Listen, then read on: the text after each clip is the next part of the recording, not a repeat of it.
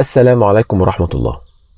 فيديو النهاردة هيكون مختلف شوية على غير المعتاد، ولكنه مش هيخرج بعيد عن محتوى القناة عن مشاكل وأعطال السيارات، لكن المرة دي هنتكلم عن حاجة مرتبطة بيها بشكل غير مباشر، حاجة هتفرق معاك جدا في استخدام العربية وهتخليك تحافظ عليها وتوفر على نفسك مصاريف كبيرة. أنا واحد من الناس مش بحب أتحرك بالعربية كتير غير للضرورة، المشاوير الطويلة أو السفر أو معاك أسرتك أو شنط كتيرة.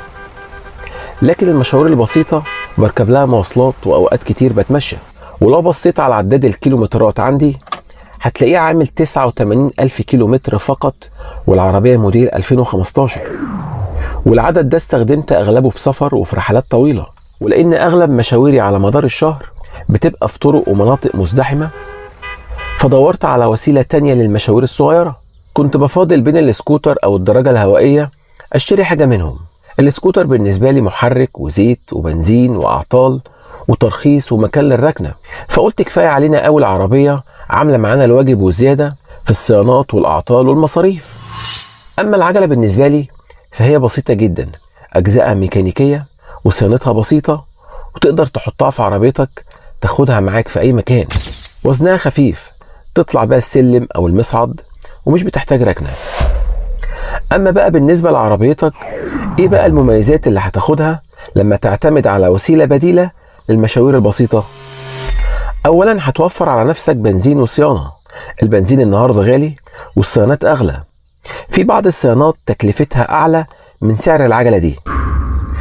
استخدامك للعربية في الرحلات الصغيرة وفي الطرق المزدحمة بيستهلك معاك بنزين أعلى وبيهلك العربية أكتر من المشاوير الطويلة. حرارة المحرك في الزحمة بتعلى معاك وبتستهلك أجزاء كتيرة زي الدبرياج والفلاتر والترمبات ومراوح التبريد.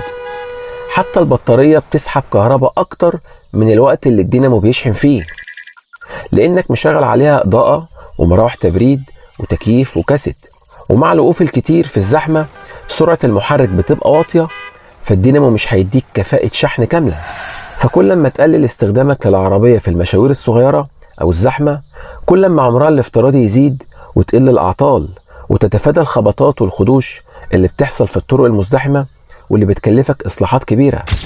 استخدامك لوسيلة تانية هيوفر وقتك، هتعدي الزحمة أسرع ومش هتضطر تلف وقت طويل تدور على مكان تركن فيه. ده غير طبعا إنك كسبت كمان رياضة يومية لصحتك. وكلامنا ده مش معناه إنك هتبطل تستخدم سيارتك، ولكن تستخدمها في مكانها الصح، المشاوير الطويلة والسفر والأسرة. أما المشاوير الصغيرة فالوسائل اللي زي دي أو غيرها هتكون أوفر وأسرع بكتير. وده السبب اللي خلينا أشارككم التجربة دي، يمكن تفتح معاكم فكرة جديدة. ولو في حد عنده تجربة زي دي أو جرب حاجة تانية مختلفة، ياريت تكتبوها في التعليقات عشان الكل يستفيد. أتمنى أكون وصلت معلومة.